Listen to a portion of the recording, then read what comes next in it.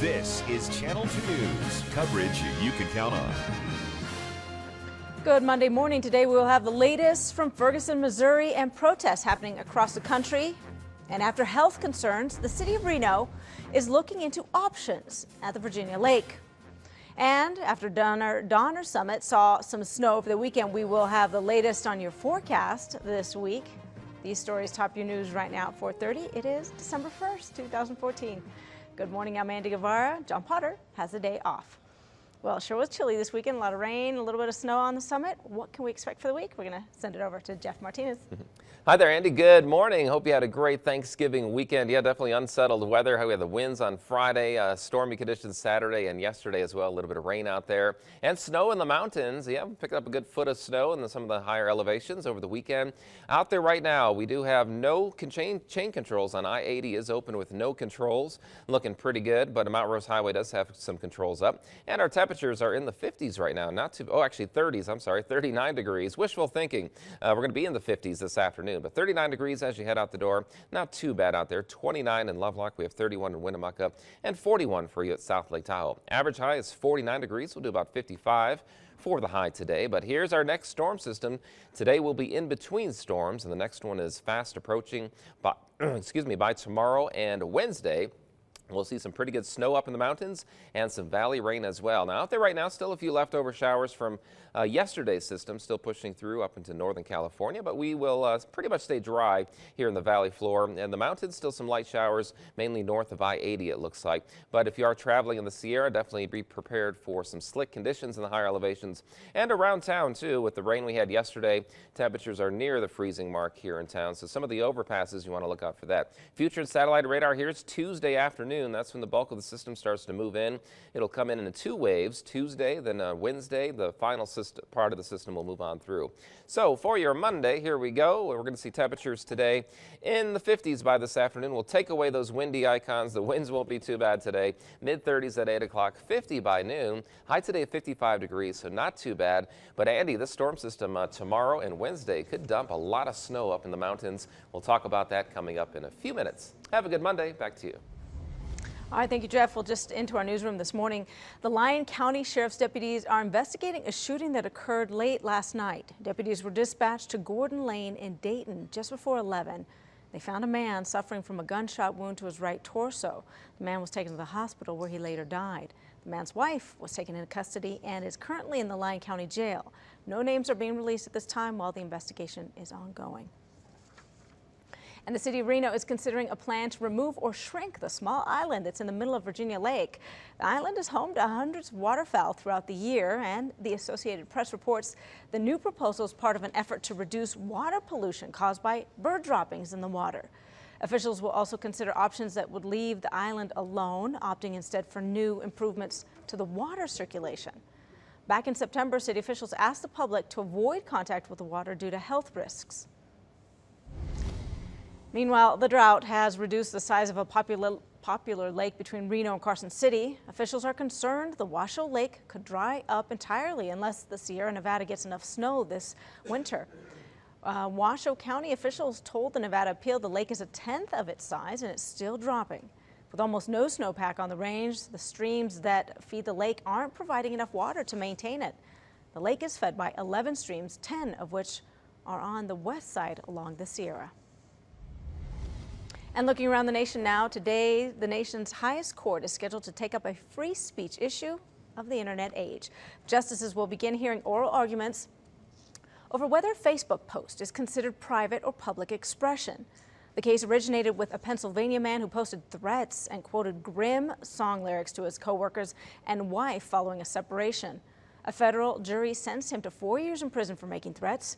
Now Supreme Court justices must decide whether there can be limits to speech on social media or whether all posts are constitutionally protected by the First Amendment. And the latest protest over the death of Michael Brown in Ferguson, Missouri played out on the football field yesterday. And later today, President Obama will meet with his cabinet, civil rights leaders, and law enforcement members at the White House to discuss issues that have gained national attention because of the events in that city. Our Susan McGinnis has the story from Washington. Have a look.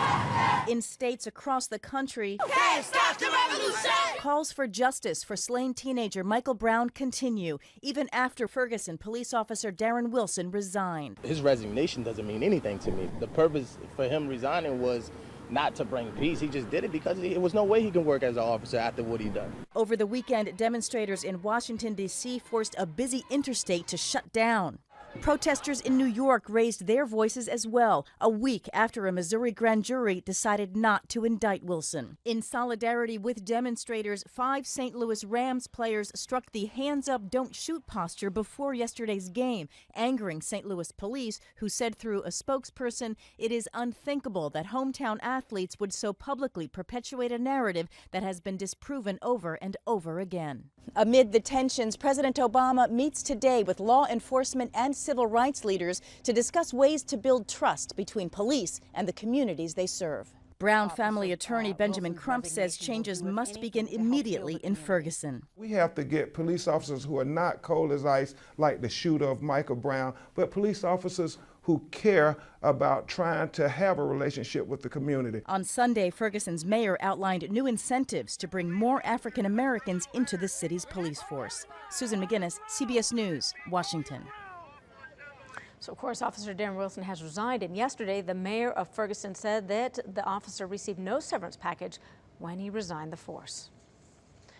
Protests against the shooting death of Michael Brown did continue in some parts of the nation over the weekend, including in our nation's capital, and that's where demonstrators blocked traffic. D.C.'s Department of Transportation closed a portion of Interstate 395 yesterday afternoon as a line of protesters linked hands to block traffic in both directions. Meanwhile, protests in Portland turned violent after Reverend Jesse Jackson spoke in front of a crowd. Hundreds of people took to the streets, and police there deployed flashbangs, but protesting continued as protesters staged a die-in in the middle of the street. Officers in riot gear encircled the protesters, announcing that everyone was under arrest, breaking up the protest. And a missing Ohio State University football player has been found dead. Authorities confirmed yesterday. Costa Cara George, a fifth-year senior, he'd missed practice Wednesday and had not been seen since. A sergeant with the local Columbus police said the 22-year-old died from what appears to be a self-inflicted gunshot wound, leaving a gap in the community. Just a loss from a kid we only knew for about 3 months, but everyone, really loved him. Like, it's hard to make an impact in 3 months, but he did it, Everyone loved being around him.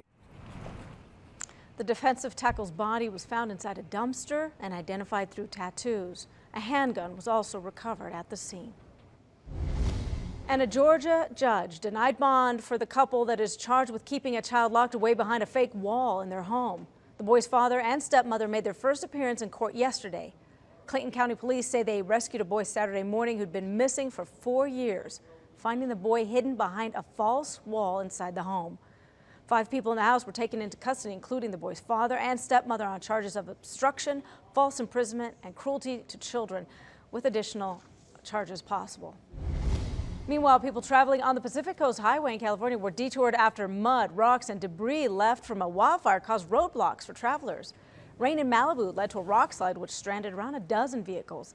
The California Highway Patrol says upwards of 15 vehicles were trapped after several inches of mud and sharp rocks damaged their tires.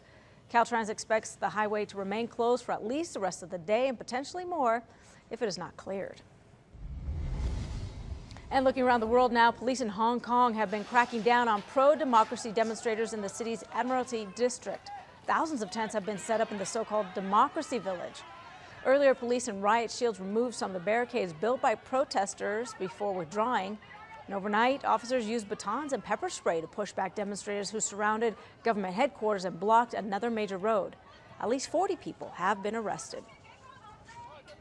And in Money Watch this morning, Friday was Black Friday. Saturday was Small Business Saturday, meaning today is, of course, Cyber Monday.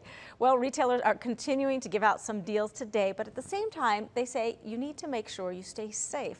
Landon Miller is live in the newsroom with a closer look at Cyber Monday and some safety tips. Good morning. Good morning, Andy. Yes, thanks to the internet, shopping for your loved ones is a lot easier than heading to the store, let's be honest. But at the same time, it has its downsides. In order to be safe, Cyber Monday should always start with using a trusted website. course, we're sitting at home, but we have access to millions of websites. My advice would be find a couple of trusted resources and go from there. Yeah, there were more than 131 million cyber shoppers last Cyber Monday. 2013 retail forecasters expect Americans will spend about $2.5 billion today alone. Of course, that means it's a big day for consumers, retailers, but it's also a big day for scammers too.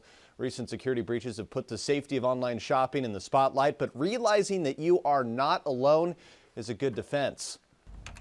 They know it's Cyber Monday. They know that people are out there shopping, and they're going to do what they can to try and lure you in. The Washington County Sheriff's Office Cybercrime Unit has a couple of safety tips for you today. Read your credit card statements to make sure there are only authorized charges on them. Don't click an email link because that could actually take you to a fraudulent website. It's also risky to let online retailers keep your credit card information. And once your items are shipped to you, make sure you bring them inside to prevent them from being stolen. And one final piece of advice this morning, if it's too good to be true, yeah, probably is. Andy, back to you. If it's too good to be true, it probably is. That's actually good advice because we get lured in, don't we? Exactly. And that's one of the things why they have it out there. But for me today, I'm looking for airline tickets. So discount airline tickets. So really head to the website of the place where you want to make the purchases. Don't click on links. Is that one of the Exactly. And another tip too is that you can use Google, you can use Yahoo and Bing and whatever to do it, but don't use outside ways to get into those websites. You can use those trusted search engines, or you can just type in the web address yourself. Good advice. Thank you, Landon. All right. Still to come here on Channel 10 News, we're following the journey of an American couple trapped in the Middle East. Stay with us.